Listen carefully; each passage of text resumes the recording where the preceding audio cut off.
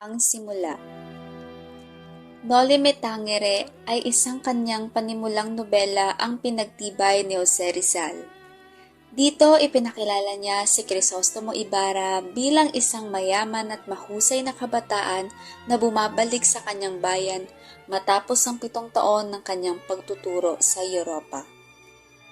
Sa kanyang pagdating, ipinagkaloob ni Rizal na nagparao si Kapitan Tiago, isang kilalang maginoong taga San Diego, ng isang pagdaraos o pagpupuri para mabigyan ng kaligayahan ang mga tao sa bayan ni Ibarra. Ang isang kababata na si Crisostomo Ibarra ay isinasaludo bilang isang mahirap at mabuting kabataang ito na bumabalik sa kanyang bayan 2 dekada at isang mahabang pagtuturo sa Europa. Ang pagbati sa kanyang pagdating sa isang pagdiriwang na kailangan ni Kapitan Tiago, isang maalat na mamamayan ng San Diego. Ang hapunan. Naghanda ng malaking salo-salo sa bahay ni Kapitan Tiago upang salubungin ang binata.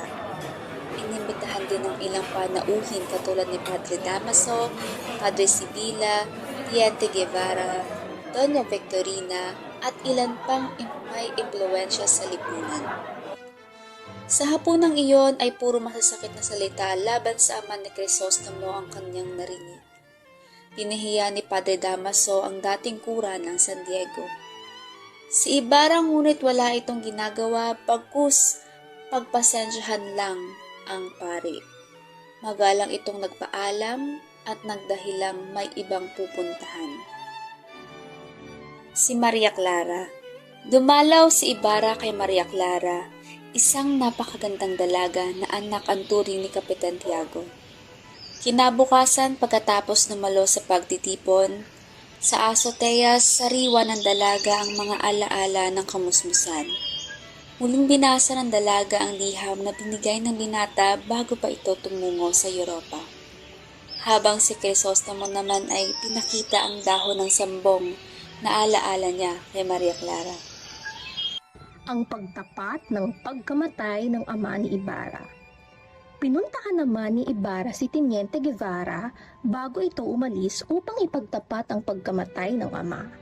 Isinalaysay ng Teniente na naakusahan ng ama na erehe at pilibustero dahil sa hindi nito pagsisimba at mangungumpisal. Ipinakulong si Don Rafael dahil sa pagkamatay ng isang Kastila sa kasalanang di naman siyang may gawa. Malapit na sanang malutas ang paglilitis ng magkasakit at kalaunay namatay ang ama ni Ibarra. Ipinag-utos ni Padre Damaso na isang sepulturero na kukain ng bangkay nito at ilipat sa libingan ng mga insek. Dahil sa lakas ng ulan ay hindi kinaya na buhati ng bangkay kung kaya't itinapon na lang ito sa lawa na kinagalit ni Ibarra. Sa kabila ng nangyari ay hindi hinangad ni Ibarra na makapaghiganti. Sa halip, ipinagpatuloy niyang adhikain sa ama na makapagpatayo ng mga paaralan. Si Padre Damaso.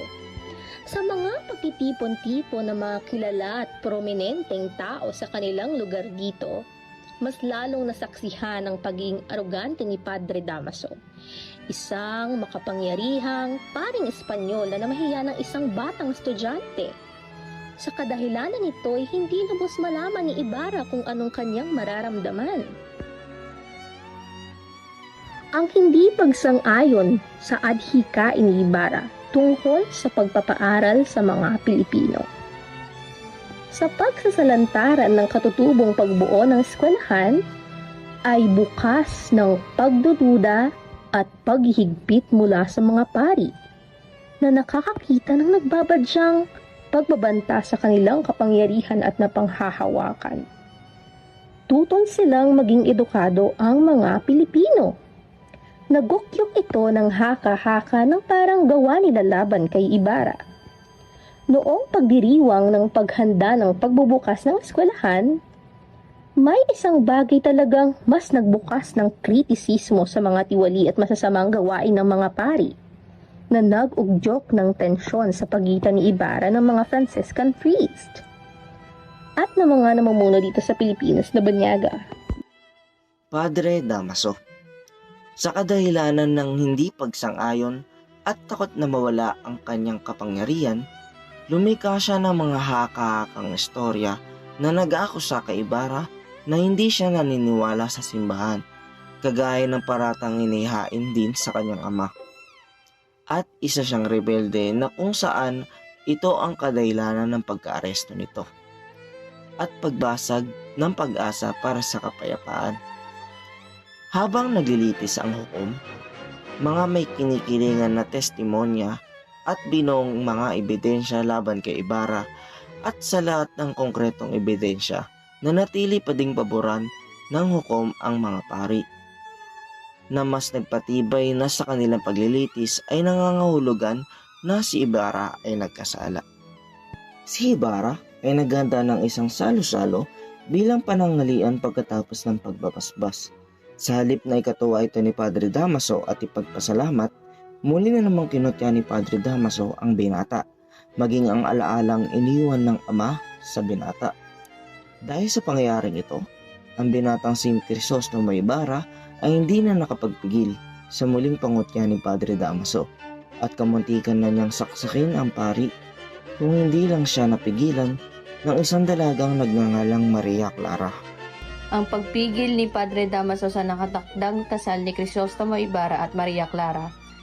Dahil sa tangkang pagpatay ng binatang si Crisostomo Ibarra kay Padre Damaso, sinamantala ito ng pari upang itigil ang nakatakdang pagpapakasal ni Crisostomo Ibarra kay Maria Clara.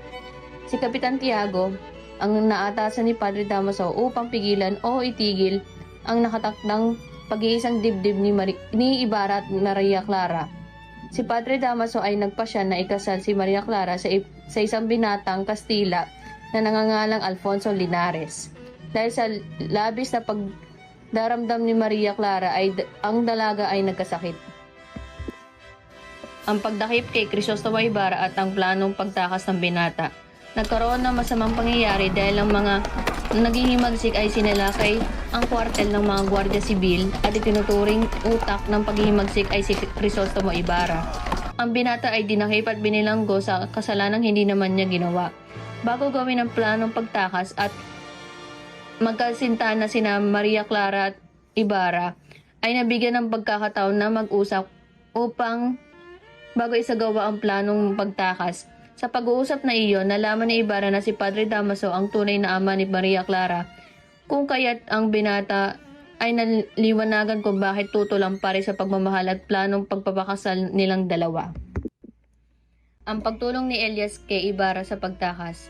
Si Elias ay nagawang itakas ang binatang si Ibarra sa pamamagitan ng bangka. Nalagpasan man nila ang ilang Gwardiya Sibil na humahabol sa kanilang bangkang sinasakyan, sila ay nasundan pa din na ibang Gwardiya Sibil. Si Elias ay may idea na iligaw ang mga humahabol sa kanila sa pamamagitan paglusong sa tubig. Ang mga Gwardiya Sibil ay nakalang si Ibarra ang tumalon sa tubig, kung kaya't pinaputukan ng mga Gwardiya Sibil si Elias hanggang maging kakulay ng dugo ang tubig na tinalunan ni Elias. Si Maria Clara naman ay nawalan ng pag-asa dahil sa kanyang pag-akala na patay na ang kanyang minamahal na si Crisostomo Ibarra. Kawalan ng pag-asa ni Maria Clara at ang desisyon pumasok sa kumbento. Sa pag-aakalang si Ibarra ang tumalon, siya hinabol at pinaputukan ng mga sibil hanggang sa magkulay dugo ang tubig. Nawalan ng pag-asa si Maria Clara dahil sa pag-aakala na patay na si Ibarra. Dahil dito, napagdesisyonan nitong pumasok sa kumbento upang maging isang madre. Napilitang pumayag si Padre Damaso sa dalaga dahil magpapakamatay daw ito pag hindi ito pumayag. Ang mag-inang si Sisa at Basilio.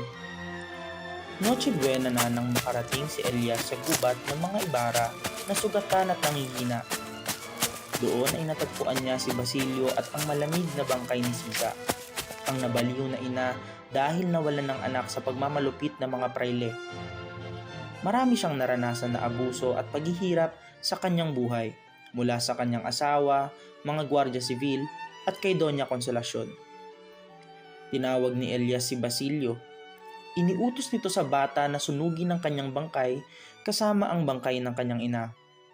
Sinabi rin ni Elias sa kanya na hukayin niya ang nakatagong kayamanan sa ilalim ng puno ng balite at maaari niya itong magamit para sa kanyang pag-aaral. Huling sandali ni Elias at ang panalangin. Bago tuluyang bawian ng buhay, ay nanalangin si Elias. Mamamatay akong hindi man lamang namasdan ang maningning na bukang liwayway sa aking inang bayan. Kayong makakakita, batiin ninyo siya at huwag kaligtaan ang mga nalugmok sa dilim ng gabi.